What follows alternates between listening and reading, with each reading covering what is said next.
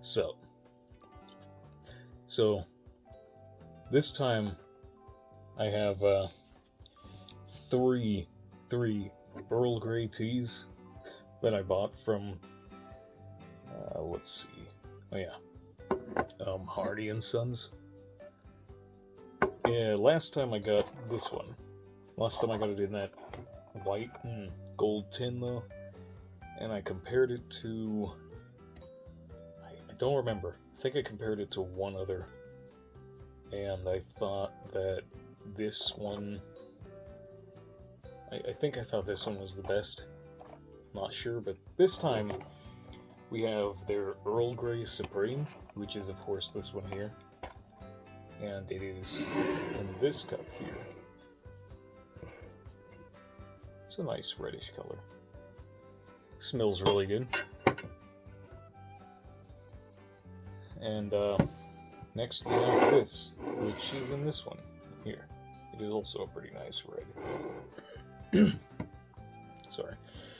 I'm kind of getting over a small cold, and it's in its very last stages, and I figured a ton of hot tea might help that, I guess.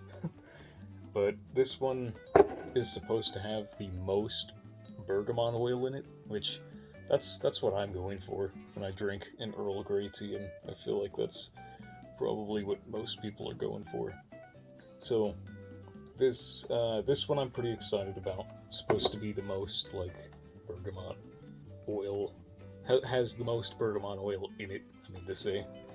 And then this one is just kind of an Earl Grey I got that said it's just a winter white Earl Grey. So, you know, I guess it's a little bit more like, it's got a nice aroma.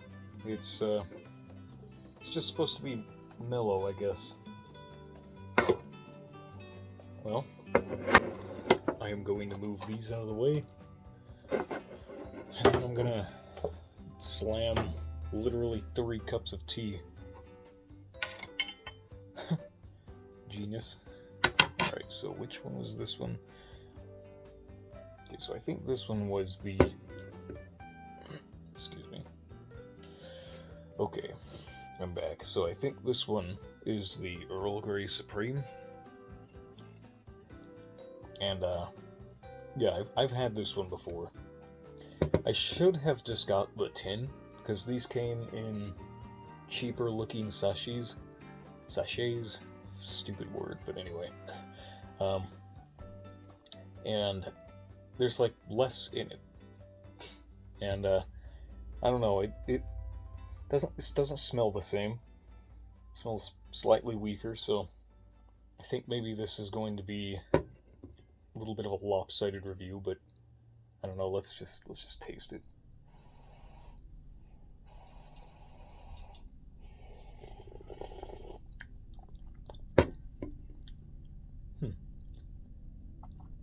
It still tastes good.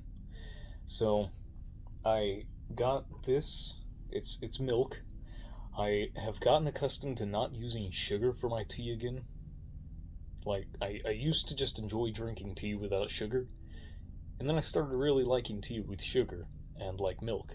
And I was like, no, this is not the way to do it. At least not for every tea. Like some they say it's better, but for Earl Grey and like peppermint tea and all that, I usually tend to just like it plain. But anyway, to cut to the point, yeah, I don't mind Earl Grey with a little bit of milk in it. Or, you know, half and half, I guess.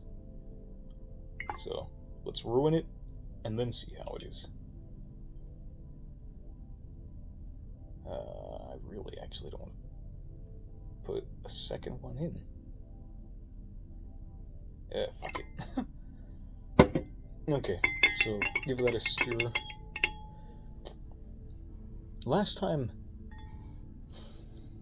hey, you see my face on that video. Last time it kind of brought out some of the bergamot actually, and it kind of weakened the black tea a little bit. So if you're into that, then I guess, you know, put milk or half and half in it. But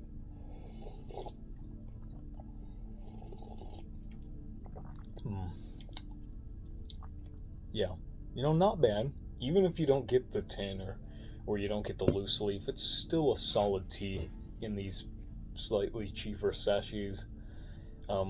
So that's good.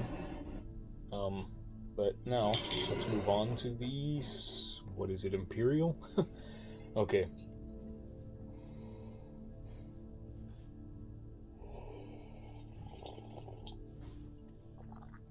Ooh, that one has strong bergamot flavor. That is kind of like night and day. Okay, let's see.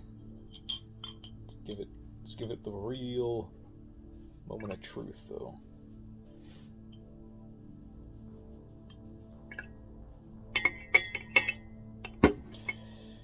Ruin this one. This one's got a little bit of a lighter color, though, I've noticed.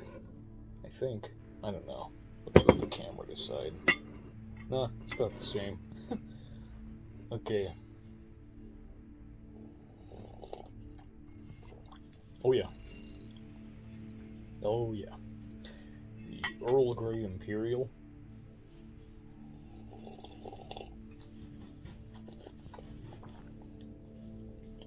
Okay, so that's Supreme. And that's Imperial, right here. This is Imperial. And this may be the strongest Earl Grey I've ever had. Well, you know, so far. Not that I've had every Earl Grey ever, but this might be my new favorite. So, let's see. Basically, it's just very strong black tea.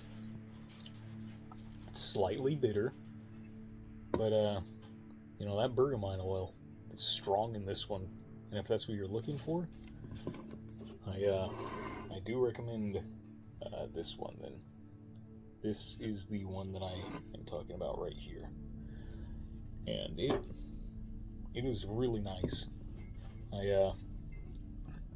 Excuse me. I think I kind of prefer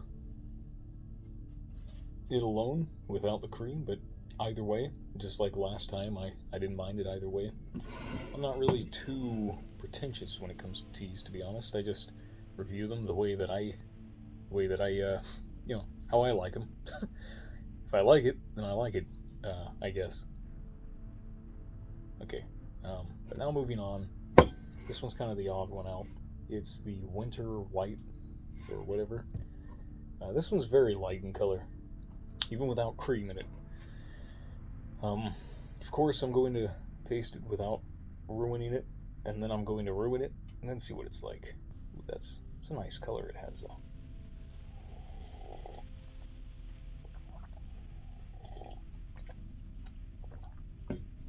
This one's really strong, too, actually.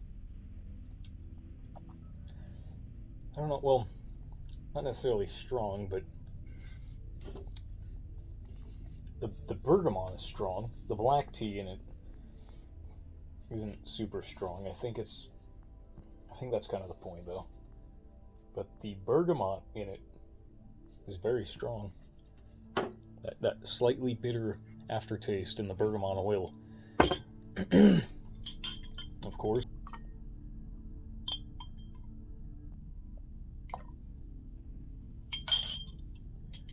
Alright, just a sec, actually. Alright, let's give it a review real quick.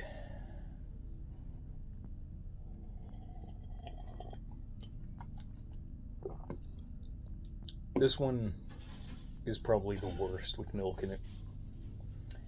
Yeah, that was definitely not good. Not good with milk in it. Here's the real test of all the teas, though. And that's how good they all are combined. This is so atrocious. I am so happy I'm not a legitimate review channel, and I'm just some jackass that uploads videos of me drinking tea, or else I'm making a mess. Ah, okay. Now let's see.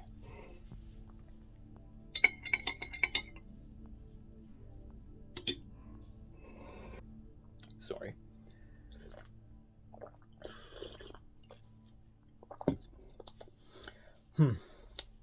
Okay. Decent.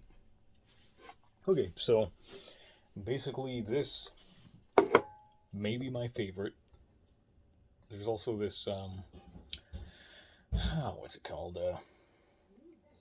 I forget the name. It comes in like a black, blue, and gray box, but it's pretty good. It's not expensive or anything, but it's really good tea for what you can get in just the tea aisle in any random store in sachets. But this might actually legitimately be my favorite. I really am thinking about making. I'm really thinking about making just a ton of London fogs with this. You know, it's just kind of what I did with this milk, but frozen, or not frozen, but you put a little bit of sugar in it, a little bit of cream, shake it around, and then you give it a good stirring. And I think this is the tea to do that with. I think this will make excellent London fogs, an elegant tea with a little extra bergamot. Sweet. Okay, this one is really good. Just don't put milk in it. This one is something you sip alone with probably no additives, but the milk is not a good call. Or at least as much as I put in. I was doing like 1 tablespoon each, or 2. And let's see.